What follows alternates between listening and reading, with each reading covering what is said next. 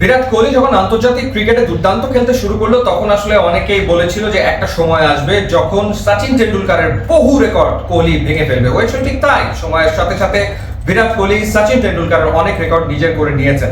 এরপর যখন শুভমান গিল এলো, এখন অনেকেই বলতে শুরু করেছেন যে কোনো একটা সময় ঠিকই আসবে যখন বিরাট কোহলির অনেক রেকর্ড শুভমান গিল নিজের করে নেবে, এবং সেই লক্ষণ বা ইঙ্গিত দেখাই যাচ্ছে। ইংল্যান্ডের বিপক্ষে সিরিজের তৃতীয় ওয়ানডে ম্যাচে শতক হাঁকিয়েছেন শুভমান গিল, যেটি তার ওয়ানডে ক্যারিয়ারের ৭ম সেঞ্চুরি। এবং রেকর্ড কি করলেন সেটা আপনাদেরকে জানাই। ৫০তম ম্যাচ খেলতে নেমেছিলেন শুভমান গিল। ৫০ ইনিংসে শুভমান গিলের রান হচ্ছে ২৫৮৭ এবং সবাইকে ছাড়িয়ে গেছেন শুভমান গিল। হাসিম আমলাকে পেছনে ফেলেছেন। ৫০ ইনিংসের রান ছিল ২৪৮৬, ইমামুল হকের রান ছিল ২৩৮৬, ফখর জামানের রান ছিল ২২৬২, সেই হোপের রান ছিল ২২৪৭। সবাইকে ছাড়িয়ে গেলেন শুভমান গিল। ভারত ইংল্যান্ডের বিপক্ষে যে ৩টা ম্যাচ খেলেছেন তিনি দুইটাতেই হাফ সেঞ্চুরি, একটাতে ৬০ রানের ইনিংস খেলেছেন, একটাতে বোধহয় ৮৭ রান তিনি করেছেন, এবং ফাইনালি তিনি সেঞ্চুরি দেখা পেলেন। ১১২ রান তিনি আসলে করেছেন।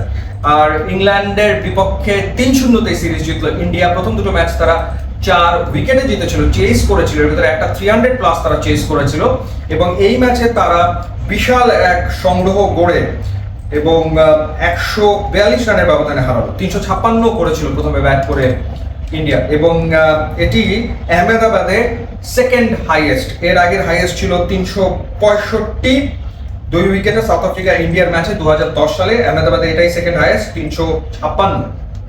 এবং রানের দিক থেকে ইংল্যান্ডের বিপক্ষে ইন্ডিয়ার এটা second biggest margin win.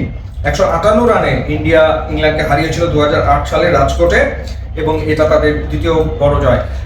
In fact ইংল্যান্ডে যে ঘটনাটা ঘটছে, যে ইংল্যান্ডের মিডল অর্ডার কলাপস করছে, এই ম্যাচেও আসলে তাই হয়েছে।